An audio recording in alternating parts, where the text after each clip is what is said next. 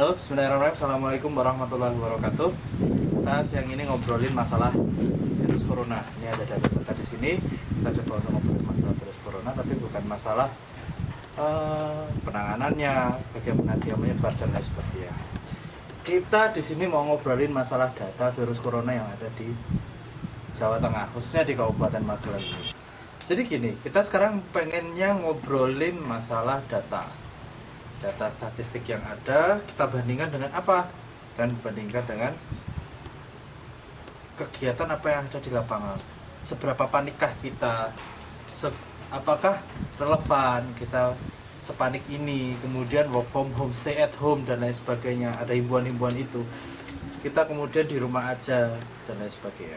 Yang jadi masalah ketika kita stay at home, di rumah aja, kemudian kita work from home dan lain sebagainya, itu sangat berpengaruh kepada ekonomi siapa? Ekonomi masyarakat secara makro maupun mikro. Contoh seperti ini, kita di rumah aja, orang susah untuk keluar, takut untuk keluar, tentu pedagang di pinggir jalan kena, dia jadi nggak punya penghasilan. Terus misalnya pedagang-pedagang kecil yang lain juga, bahkan toko-toko juga banyak yang sepi. Kemudian produsen juga seperti itu, pabrik juga tutup dan lain sebagainya, sehingga orang nggak punya penghasilan. Itu kan sangat berpengaruh. Tapi apakah klop hal seperti itu dengan data yang ada? Nah, ini kita bahas di sini.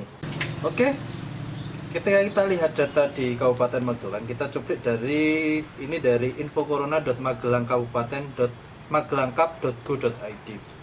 infocorona.magelangkap.go.id.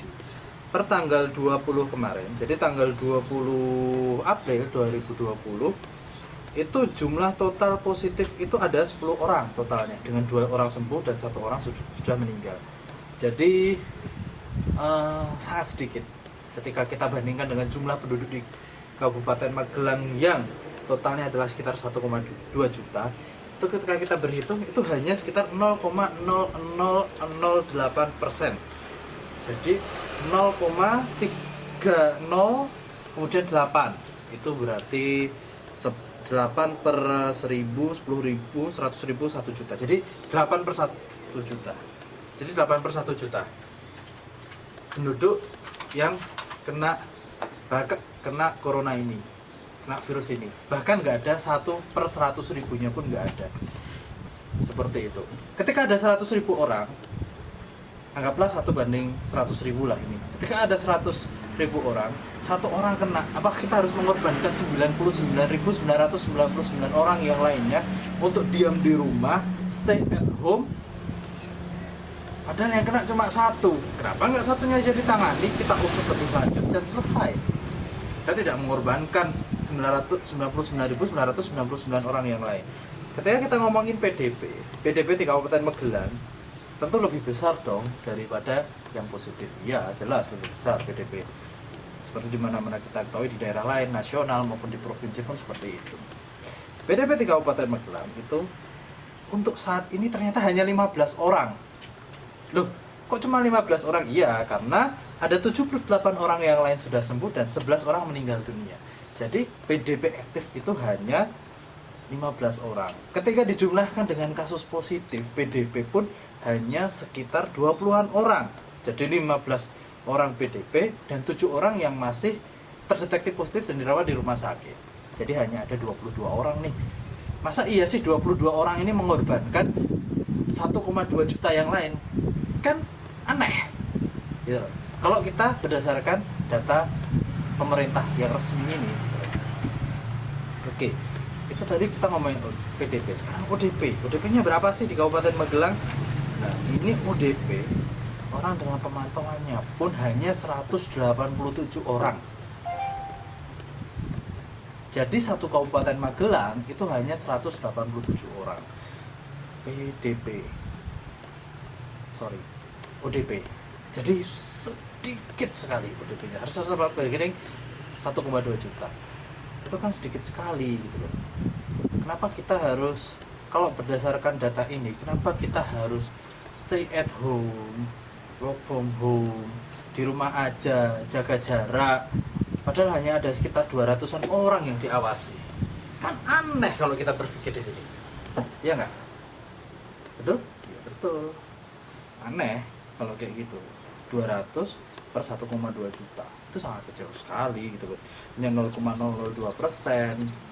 Apa iya 0,002% ini ngalahkan yang 99,998%? Kan enggak juga toh gitu loh, kalau ini berdasarkan statistik.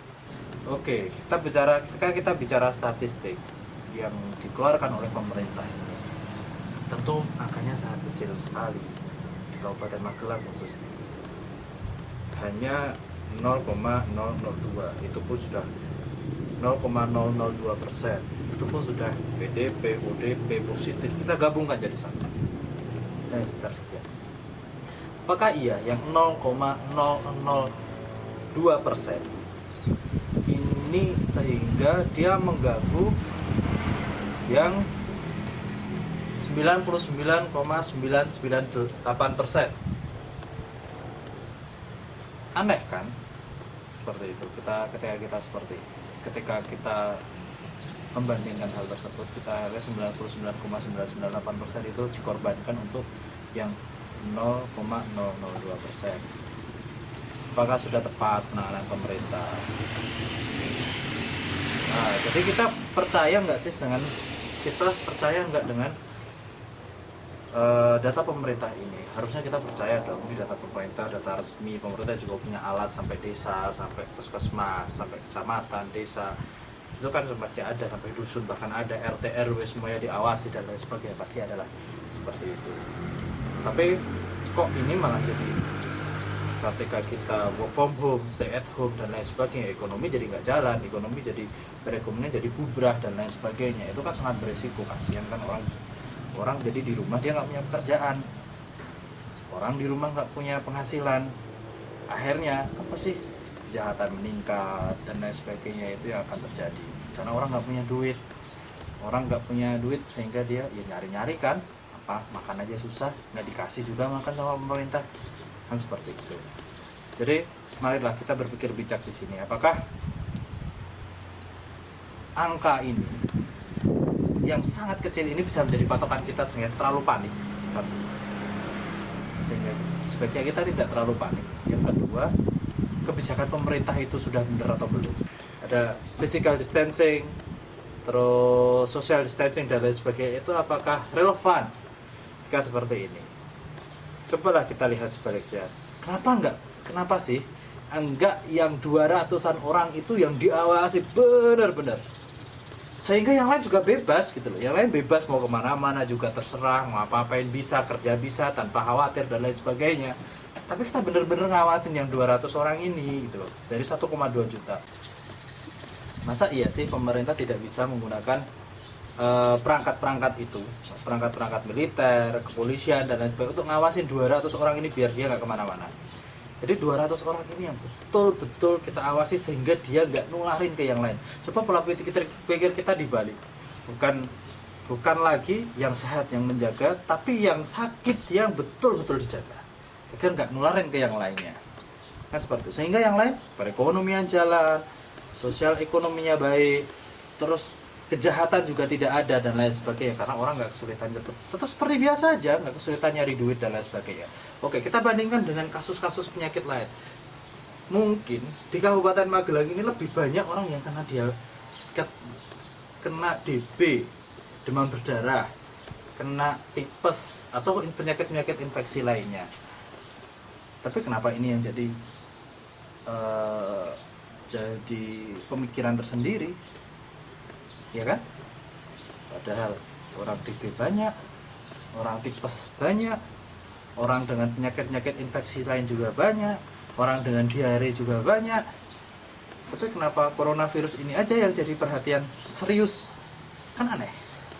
Ya sih, dia penularannya gampang, tapi apa yang lain tidak mudah? Yang lain juga mudah kok penularannya, kan seperti itu. Oke, di sini saya mengajak teman-teman semua untuk mikir bareng lah, mikir bareng. Apakah yang sudah kita lakukan ini benar? Apakah yang sudah kita jalankan ini tepat sehingga perekonomian kita jadi menurun? Coba tanya di pasar, omsetnya turun semua, warung-warung makan amblas semua. Terus apa lagi? Toko nggak ada yang beli, ada sedikit. Kemudian orang-orang jual di pinggir jalan, coba bayangkan, mereka nggak ada yang beli. Akhirnya gimana coba? Nah, itu yang coba untuk kita kritisi di sini, apakah tepat atau tidak. Oke, sekian dulu dari kami teman-teman. Mungkin nanti ada lanjutannya. Coba komen di bawah apa sih yang seharusnya kita lakukan, kemudian apa yang ingin kita bahas selanjutnya setelah ini. Silahkan teman-teman komen di bawah. Terima kasih, selamat siang, assalamualaikum warahmatullahi wabarakatuh.